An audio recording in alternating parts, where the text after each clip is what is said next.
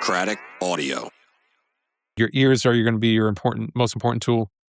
I learned that from Ken Lewis. Shout out to Ken Lewis. Oh, he's the man. Yeah, One of the I love GOAT watching him mixers. online. Shout out to Mixing Night. We gotta dive into a lot of people that you know next episode too, because he's an interesting guy. I sat in on some of his live streams before on YouTube. He's dope. Yeah, no one can fuck with him on the mixing side. He's ridiculous. His credits are as big as they get. I mean, Yeah, it's amazing. Yeah, because also, not saying Ken does this or any mixer does this, but when you see a mixer go, oh, this is how I mix, and they pull up like a plugin that's like, oh, I've never seen that plugin before. It's like, are they trying to sell that plugin? Are they trying to, or like, are they sponsored by that plugin? I mean, people make their own plugins. More power to them. Show the plugin and like rock out with it, do your thing. But like, because I take mixing advice with a grain of salt, where it's like, well, okay, does that mean you have to buy that plugin? No, right? So like, you don't have It's to buy. very easy to fall in that trap. It's Yeah. very, very Oh, I need to easy. get that plugin from a mix sound. It's like, no, you don't. Just get like the type of. You probably already have they have like a crazy EQ. Just use your default EQ. Your default EQ that you have with whatever DAW you're using. It's probably just as good as that one. It's just.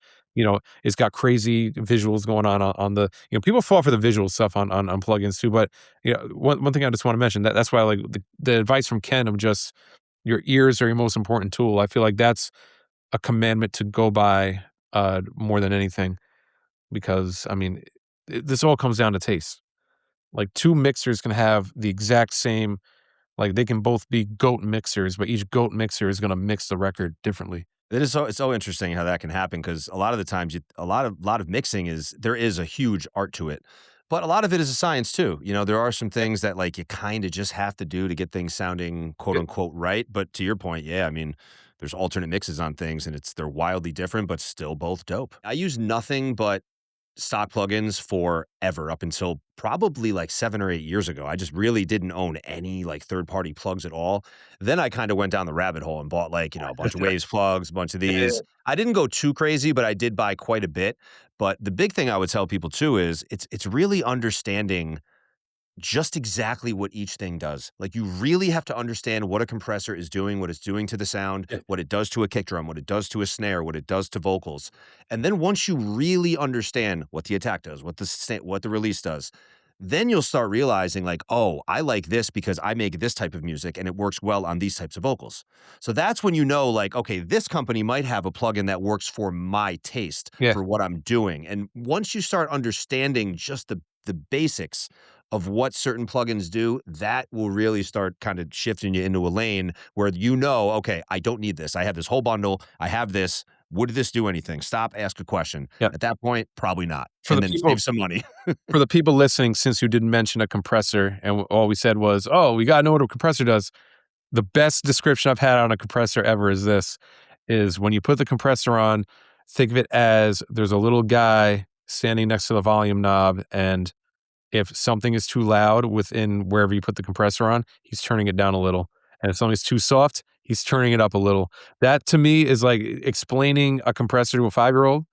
That's really what a compressor does. And then, the ratio is how much that little guy standing next to the volume knob turns it up and down when something's too loud or too soft. The attack is how quick he does it versus, how much slower he does it. Release is how long does it take for him to bring it back to where it was, right? Like, just like understanding it in like the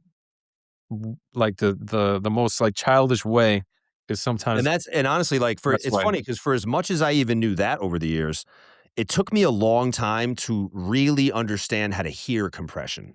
How to hear, like, when I hear a kick drum and I'm like, that needs to be compressed. The transient is far too sharp. I need to like sculpt the transient more. Mm-hmm. It took me a while to kind of understand that, where I would hear people say like, oh, those drums need to be compressed. And I'm like, I don't know if I know what that means. But then over time, I'm like, ooh, I totally understand what it means. I could hear when something's too compressed, or if it needs it, especially on a whole mix, I'll be like, that needs to be compressed. Where for a while, I didn't know how to identify that. I knew something was wrong, but that's another thing. Like, just really being able to hear it and know it. Or these kicks aren't knocking hard enough. That shit don't need to be compressed. Right, both ways. Yeah, exactly. Yep. So I find usually that's the case. People compress the shit out of their transients, and then they wonder like, why is my shit not hitting? Right. So it definitely goes both ways. And again, we could next for round two, I think we're gonna go a little bit deeper into that because I have a whole list of questions that I'd love to throw at you rapid fire. You know, favorite EQ, favorite this.